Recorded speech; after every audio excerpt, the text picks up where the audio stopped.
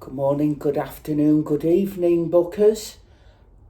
Another video for you. It's Nigel at Excellent Books. You decided to come out here. Where are you going, Wayne?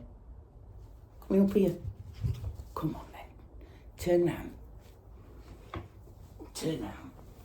Sit in the gap. There you go. Sit down there. Sit down. I've just finished. Come on, lay down. Yeah, that's it, good girl. So, I've just finished work. Mo sat in the other chair. Winnie's a clingy dog. The reason I'm doing this is because I've been tagged. I love watching book tags because you get to know people, not just the books they read, each month, week, whatever. It's about -2 in my conservatory, hence the hat. So I got book tagged by Mike at Bibliophile Reads, and the name of the tag is Why I Read. Thank you for tagging me. I don't normally do them, but I thought this was a very good one actually. Why do you read? And there's 10 questions, so I'm going to give my answers for the 10. Here we go. Got them in my notebook. Number 1. When did reading become important to you? Was it earlier, later, or has it come back in later life? Now, I didn't really at school read. I was in the bottom sets of all the classes, one of the idiot kids. In the last 2 years of comprehensive school back then, I found climbing with Scunthorpe Mountaineering Club. Up until that point, I'd never really been into sports. So it really grabbed me. I was light, I was strong, I had no fear, and I had a unhealthy disregard for life. So I took to it like a duck takes to water. And because of that, I'm getting to the point of the question, introduced to some extraordinary characters, and they was all very well educated, very well travelled, and they all read. So obviously when you have 14, 15, 16-year-old young man who is very impressionable, I started reading. And I've never stopped, really. Never stopped. I've always had a book with me when I left school. And at points, they were the only things I had, because I left home early, I travelled, I lived on my own for a lot of years, so I was either climbing, training, or reading, or training for climbing, or travelling. And obviously throughout that time, people would recommend books, and that's so I've always been a reader is the answer to number one. So that's it. When did reading become important to you? I've always read, and it's always been important to me, always. Question number 2, what does reading give you that nothing else does? Classic escapism, knowledge, and the ability to, escapism wise, to take yourself to another place, create a whole new world, see the characters in it.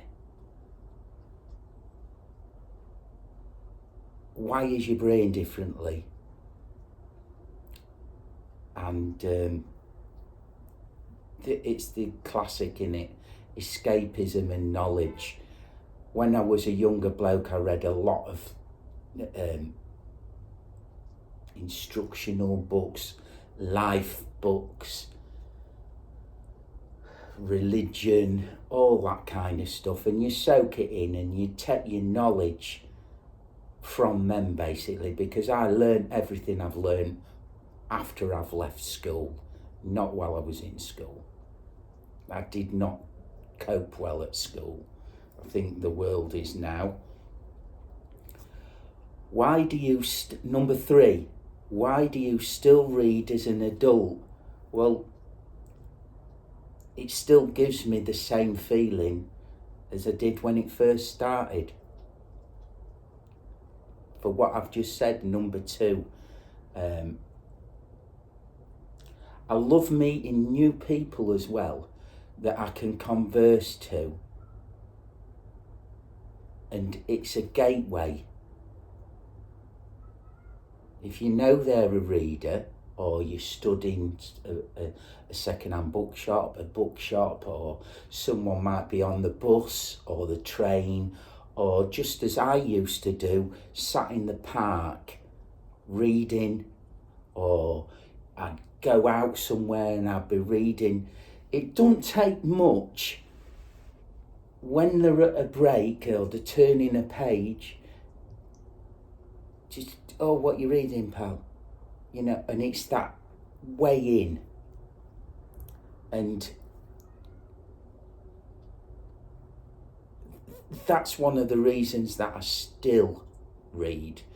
Not only for the escapism and the knowledge now, it's the interaction with other people from all over the world, you know. And you might be a history buff. You'd be able to talk about their culture and their history. And that's why. Why do you still read as an adult? And you meet new people as well. Number 4, what kind of a reader are you right now? Mood, slow, comfort. Now, I've got a lot of books upstairs. This is the first year that I'm going to set myself a challenge of reading 10 specific books within a genre and a set time period. Normally what I do is I go up, pick a book up and I read it. If I enjoy it greatly, I'll carry on with that genre of books. You know, at the minute I'm reading, I can read anything, basically. I am a slow reader. I read 35 books last year, but a lot of them are thin novellas, you know. I think the year before that, 24, I only read 15. So it's not the amount of reading that I do, it's what I read, and I'm a slow reader. I don't read much romance. I've read a lot of the classics like Count of Monte Cristo, Ulysses,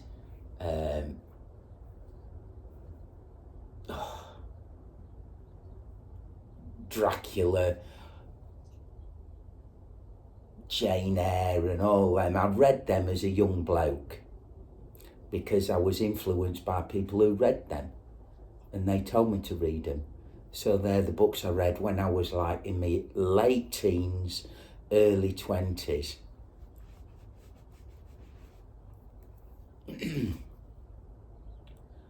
Number 5, what makes a book worth finishing for you? I don't like DNFing books because the books that I buy, I'm pretty much certain I'm going to like them. So it's got to be either not very well written. Oh, what makes a book worth finishing? It's got to be written well. I like character-driven books. And I like to be able to, I like curveballs within me plots. You know, I'm a rooter for the, you know, undesirable characters, if you like, who have got that, should you like them? Should you not like them? I root for them, really. But I've very rarely DNF a book. It's got to be something, you know. And number 6 is what makes you stop reading a book. It's got to be poorly written, not engaging, offensive. There's not a lot of things that I find offensive, but there are a few things.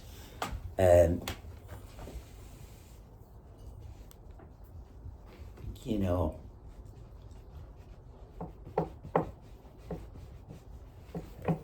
I've got a note here. We're on number 6, aren't we? So number 6, I struggle. You're up here as well, Cruisy Pants. Come on then. All right, you look out window.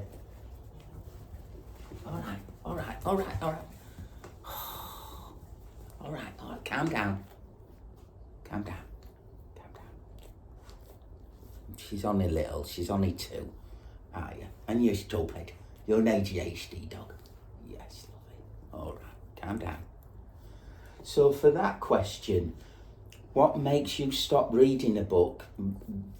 Very little, because I wouldn't pick it up in the first place if I didn't think I was going to finish it. But the 3 notable books that I nearly DNF'd are, the latest one is The Infernal Design Machine of Dr. Hoffman by Angela Carter. I really struggled with that book. 1, I didn't understand it. 2, there was so much sexual aggression, sexual aggression, same thing to women, violence, rape, and it was just really hard work. If she just wanted to put most of that in a book, she could have done. Why she put the content in it that she did, I don't really know. The other one I've got here is Story of the Eye by George Bertil.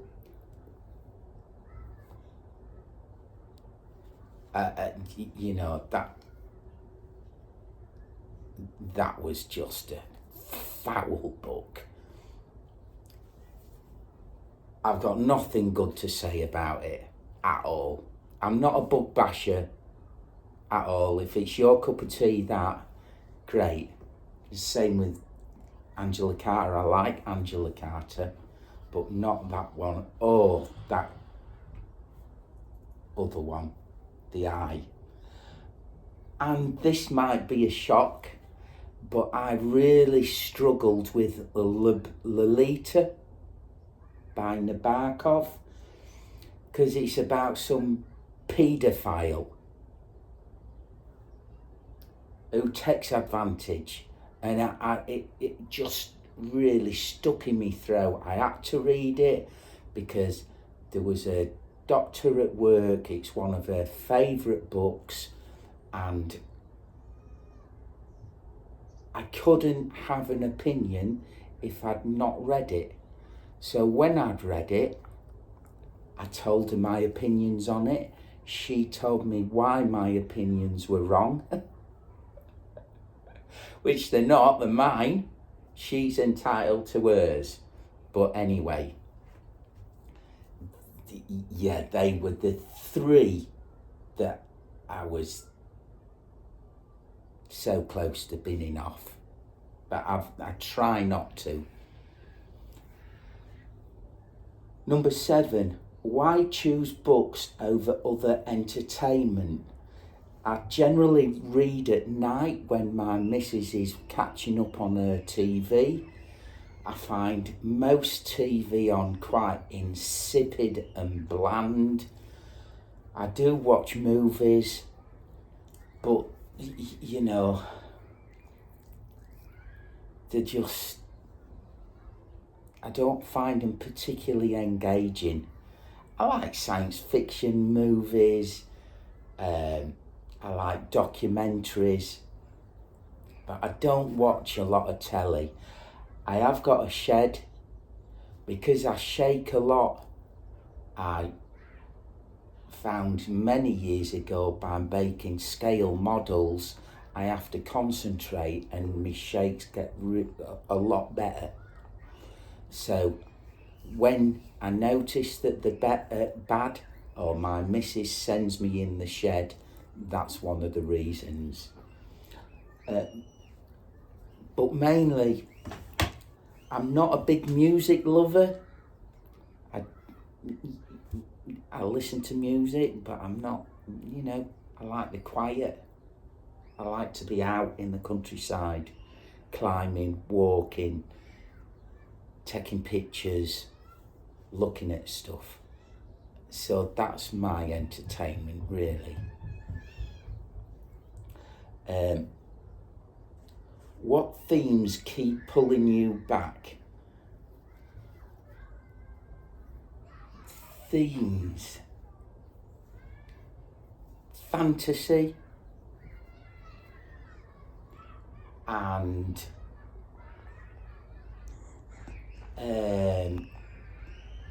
just a good adventure, really. They're the ones that really pull me back every time, because they're escapism, aren't they? I don't read many at all, if any, self-help books now. Can't be doing with them.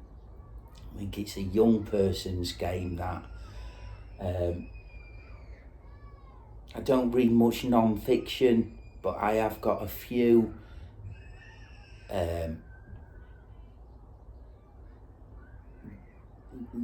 books on Buddhism, Stoicism, that sort of stuff. And I do read poetry as well. What book best represents you while you read? So, this is a hard one, you see, because I never grow stale like some people, because I read a lot of different, I read general fiction, science fiction, fantasy, I read poetry collections, short stories. So it's hard for me to say what book best represents why you read, but it's still, I've got two. One of my earliest books that got me into reading as like a 16-year-old is The Hobbit. That's my second copy. I'm not opening it because it'll fall to bits. I must have got this when I was, 18? I'm 60 next year. So that is one of the things that represents me, the adventure, of a book, and on a big journey, because life is a big journey, isn't it? And the second book that represents my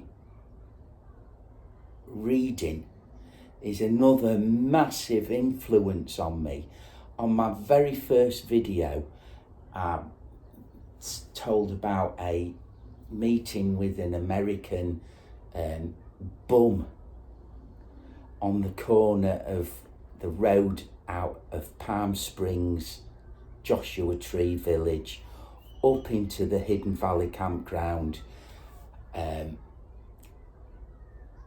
I was stood there trying to get a lift, and this bum come, and I thought, I just don't want to be near you, pal, because I'll never get a lift.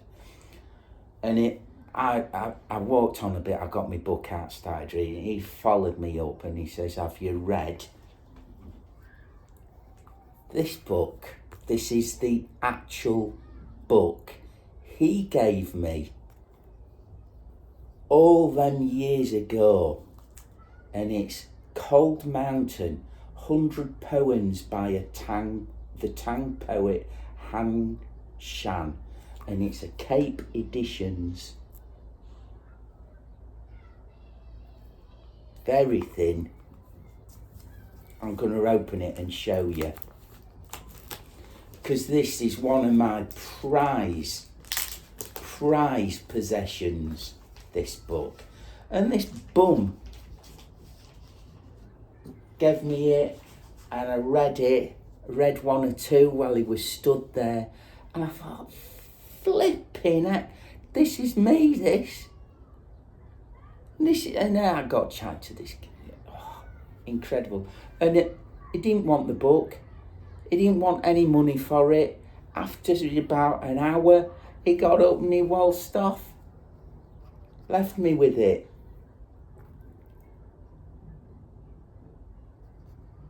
And it's translated from Chinese by Burton Watson.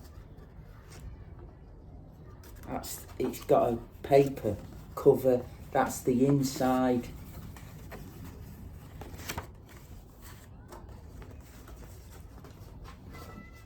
And let's have a look if it's got when it was published.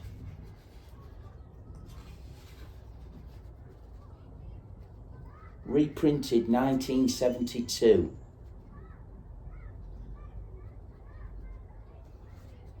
So yeah, and it's just a selection of poems by Han Shan, wrote out, couple to a page, and I keep coming back to this. I have got various copies of it. I keep coming back to it, and this is one of the reasons that I keep reading, and it still represents what and why I read. So that's this little random book.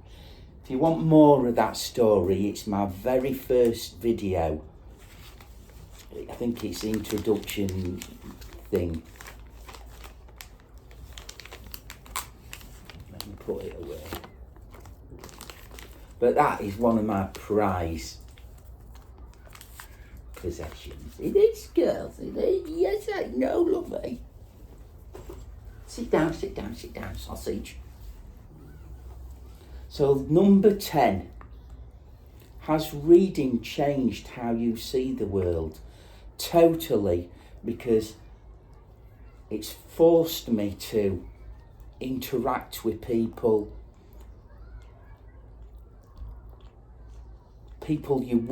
I wouldn't normally interact with, especially as a younger bloke. Now, nobody's better than me. Nobody. I'm as good as anyone. You're good as anybody.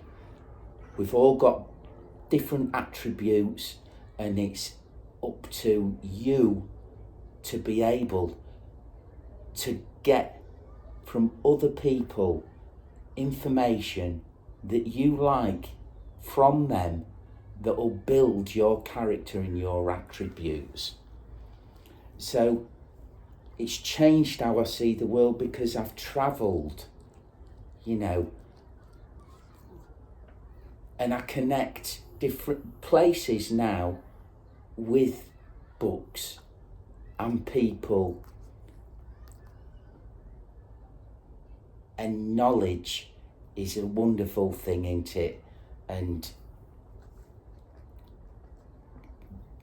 having a bit of knowledge will lead on to a bit more knowledge, a bit more, and it might change the way that you see the world, just purely from how you interact with people. And that person will lead on to that person, and that, and that, and that, and that, and that. That's why I like BookTube, because you can see so many different people and get so many. I don't get that many recommendations, to be fair, off YouTube, but I can engage with certain people. And that's the 10 questions in it, and they're my 10 answers. Whether there'll be the same answers in a year's time, probably not. But at the minute, sat with 2 shivery dogs. They're, yeah, I hope you enjoyed it. I hope you learnt a little bit more about me. And thank you for tagging me, basically. I'm going to drink my coffee. It's too cold for Winnie Pooh. She'll not want to go out, so we'll go out, won't we, darling? Yeah. We'll go out for quick walkers. Yeah. So, bye from me. See you from Momo. And see you from Winnie. Like, subscribe. Keep on.